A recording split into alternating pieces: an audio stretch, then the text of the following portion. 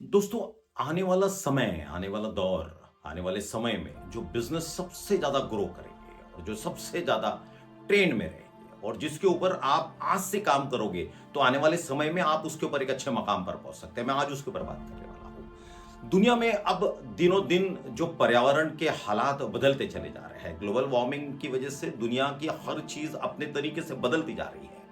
अब लोग पर्यावरण से संबंधित है, एनवायरनमेंट से संबंधित और कुछ ऐसे काम कर रहे हैं कि जिसका इम्पैक्ट पर्यावरण पे ना आए और पर्यावरण में जो नेचुरल रिसोर्सेस है उनकी एनर्जी को यूटिलाइज कर कर कुछ ऐसे काम किए जाए कि वो दोनों हो जाए। नेचुरली वो एनर्जी अवेलेबल है, उसको इस्तेमाल करना और एनवायरनमेंट पे ग्लोबल वार्मिंग और ग्लोबल तरीके से एनवायरनमेंट को मद्देनजर रखते हुए वो काम में भी सार्थक बनना, ताकि दुनिया को ये मैसेज जा सके कि मेरा प्रोडक्ट, मेरा काम, मेरा तरीका, मेरी सर्विस ये एनवायरनमेंट को मद्देनजर रखकर की गई है और दुनिया में इसका इंपैक्ट कहीं पर भी नहीं आएगा।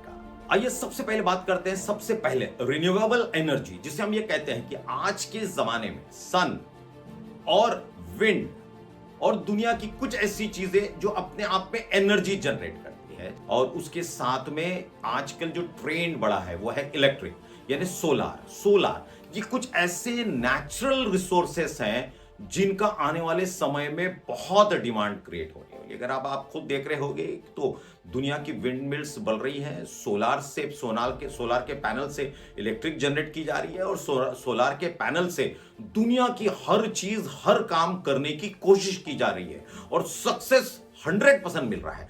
तो क्यों ना कोई काम आप ऐसा सोचे जो इनके संबंधित है।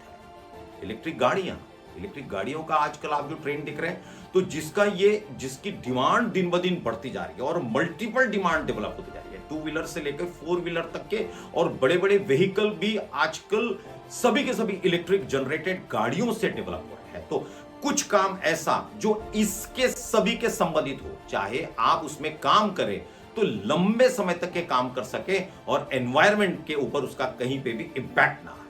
दूसरा काम, eco friendly packaging.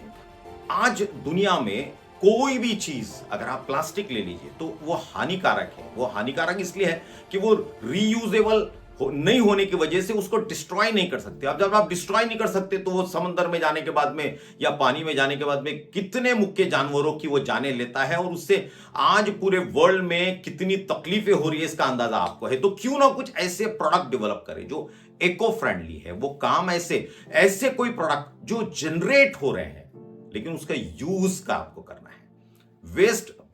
Waste materials जो वेस्ट निकल रहा है, जिसका यूज नहीं हो रहा है, तो कुछ ऐसा सोचिए कि जो काम आपको नेचुरली अवेलेबल है, वेस्ट के तौर पे अवेलेबल है, उसको यूटिलाइज करना है और उससे कुछ तो भी प्रोडक्ट डेवलप करना है। आपको इसके लिए थोड़ा रिसर्च करना होगा, लेकिन मुझे पूरा यकीन है कि ऐसे कितनी चीजें हैं जो आज भी लोग फेंक देते हैं या छोड़ देते हैं या वेस्ट करते हैं। उनको यूज करके कुछ प्रोडक्ट डेवलप करिए जो एनवायरनमेंट को बैलेंस भी रखेगा और आपका प्रोडक्शन भी बढ़ेगा। तीसरी मेरी चीज है कि recycling of the waste management. Recycling यानी कि बहुत सारी चीजें ऐसी हैं कि जिसको आप बाद में रिसाइकल करके यूज कर सकते हैं।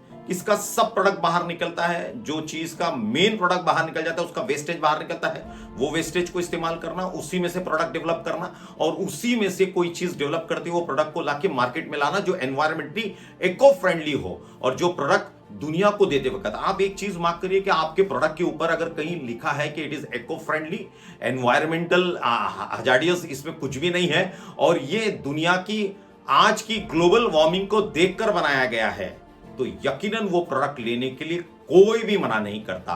क्योंकि आपकी और मेरी एक समाज की एक और जरूरत है और समाज की और एक चीज जो अंदर से दिल में आती है कि कहीं अगर मैं कुछ कर नहीं सक रहा तो एटलीस्ट प्रोडक्ट ऐसे इस्तेमाल करूं कि जो एनवायरनमेंट को कहीं से दुष्परिणाम नहीं पहुंचा रहा है या तकलीफ नहीं दे रहा है और जिसकी वजह से एनवायरनमेंट में कोई हजारडियस ऐसा कोई चीज फैल नहीं रही है। तो मैं उसको ज्यादा चाहूंगा आप भी उसके ऊपर रिसर्च करें।